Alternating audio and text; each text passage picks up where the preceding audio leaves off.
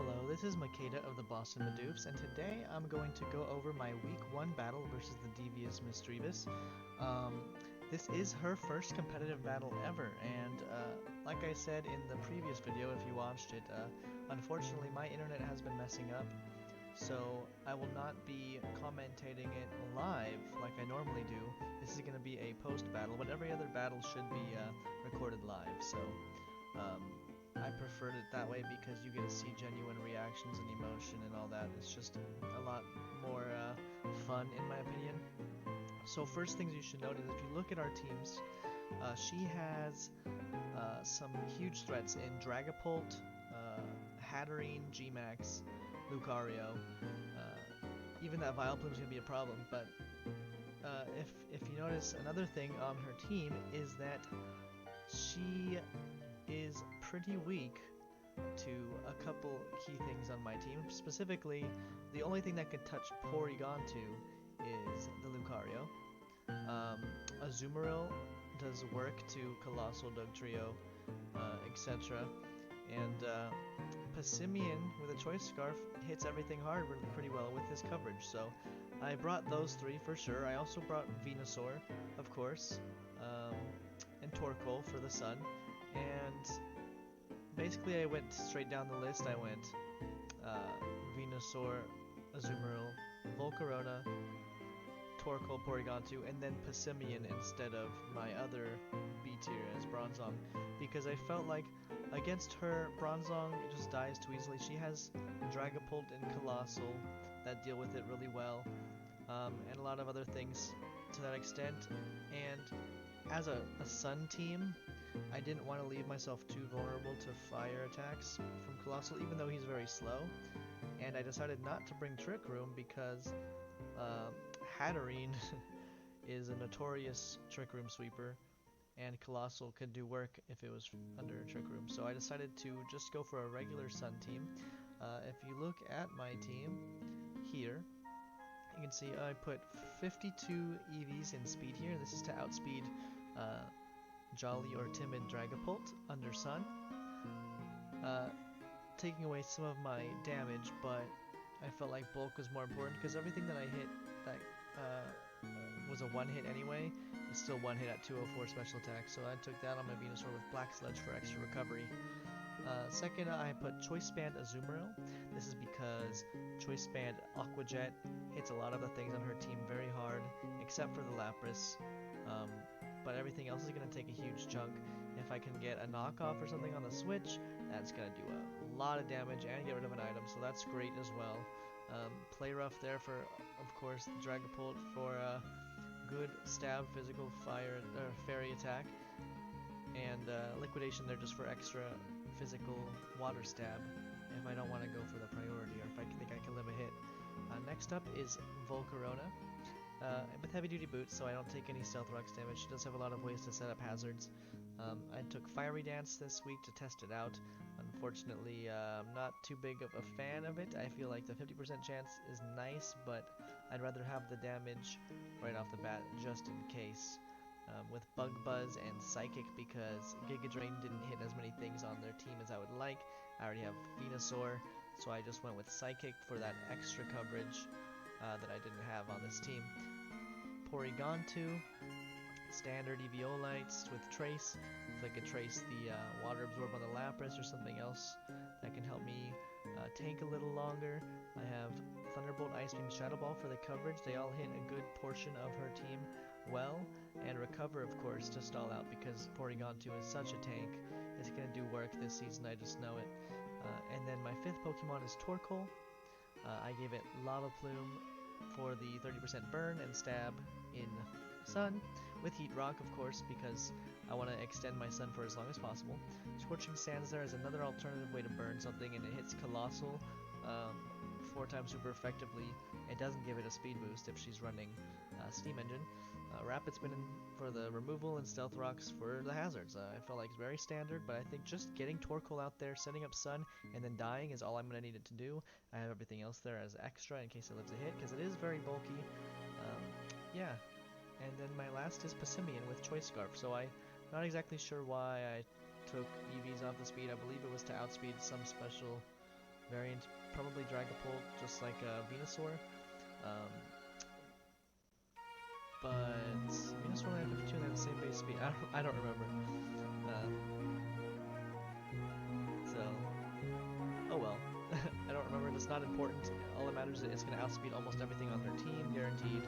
Um, Defiant because his other ability is trash, and all these good coverage options with U-turn because I feel like I'm going to have to lead with Passimian. I don't expect her to expect me to bring Passimian at all.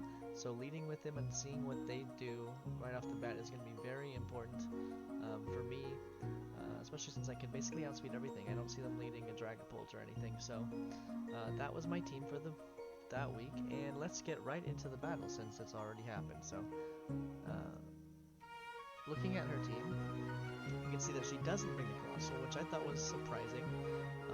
She knows I'm going to set up Sun. I have a Sun team, so I thought maybe she would try to benefit from that, but she ends up bringing Doug Trio Alola instead, which is not what I was expecting.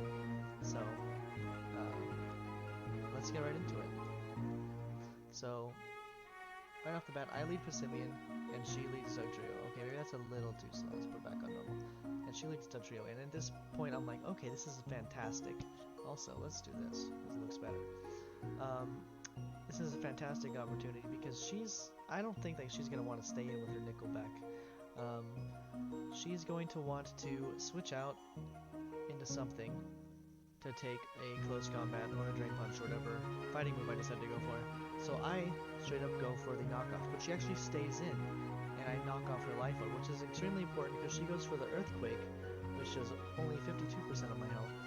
It would have been a lot more otherwise, and I got to see that she was an offensive Dugtrio, and I could probably kill it with another knockoff. So what I do here is I just go straight for the second knockoff because it will kill, and she ends up switching into Lucario, and this is kind of scary because it knocks off the Choice Scarf, but it gives her the Justified boost.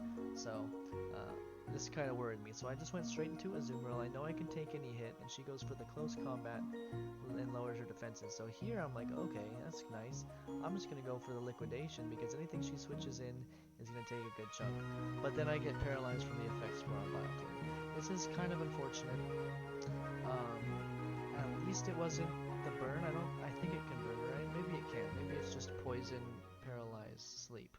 But not getting put to sleep is pretty good. Paralyze is very annoying though, and I can't really do anything to this Vileplume with Azumarill, so I just switch out into Torkoal and set up my Sun, while they go for the Sludge Bomb, which is a huge chunk. That surprised me actually. So then I just kind of stay in. I expect to die. I just go for the Lava Plume, and she ends up switching into Dugtrio to die, which I thought was interesting. So then she switches into Dragapult afterwards, and here I just kind of figure my Porygon2 is able to literally wall this thing entirely if it's special, so I'm going to switch it out. Plus she used Hydro Pump, well it's in the sun, so it's not going to do anything. She switches into Lucario here, and I just go for the Shadow Ball because it's super effective, and it's going to hit anything on the switch pretty hard. So I go for that, get it down to 45%, which is quite nice. So here I'm going to switch back out into Passimian to die, because Passimian did its job, knocked off the Dugtrio,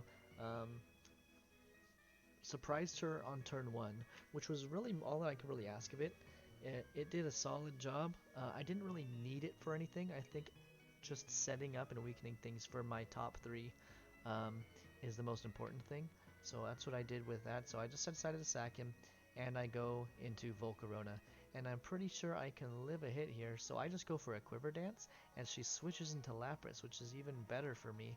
And I go for the Fiery Dance, which almost takes it out in one hit. And since I'm in the sun, I'm not scared of a Hydro Pump, because it only does 35%, as you can see here.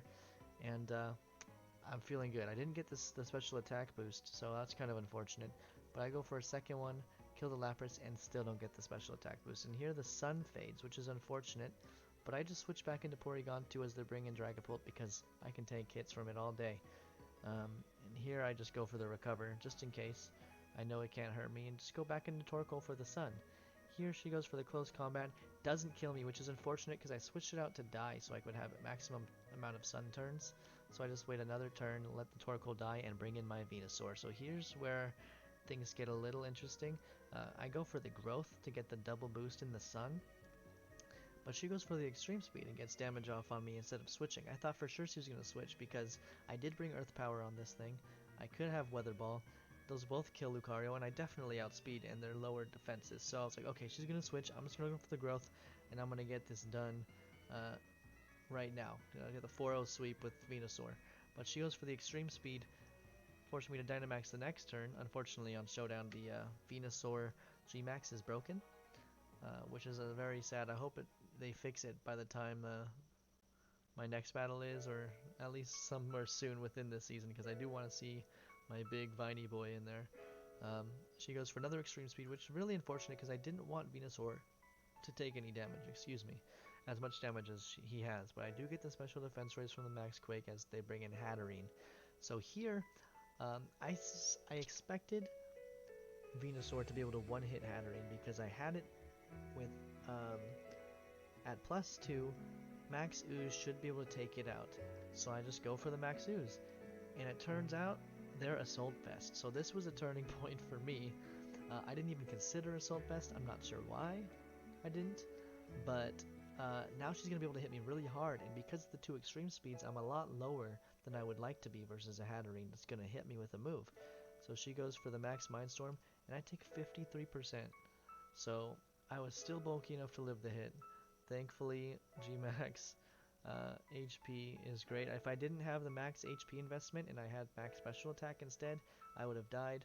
So I am glad that I took max HP, but I'm still going to kill her on the next turn with another Max Ooze, but I'm not going to get another turn of Gigantamax. So here, my Gigantamax is going to fade, going back to regular Venusaur in the sun. Still get my Sun Boost, but she's going to bring out her Dragapult. So here is where I mess up. I could switch out and preserve a 4-0 by just going into Porygon 2, because there's no way she's going to be able to kill anything with her Vileplume, and my Porygon 2 can just tank everything for days. So what I should have done here is I should have switched out, but as you see right here, I went for the Giga Drain. I had confidence that at 3 times special attack, Giga Drain would be able to kill a Dragapult, but it is resisted, and unfortunately, they live at 29% and kill me with the Flamethrower Sun Boosted. So I'm not sure if the Flamethrower would have killed if the sun was down, but either way, my best play there was to definitely switch into Porygon 2, because now I'm down to 3 Pokemon, I get less from my differential, so now I just go into Porygon 2, and disable Flamethrower with his own Curse Body, and I Shadow Ball the Dragapult for the kill. He's going to bring in Vileplume here, and I'm just going to Ice Beam it twice for the win. So overall, for a first match, I think Divine did extremely well.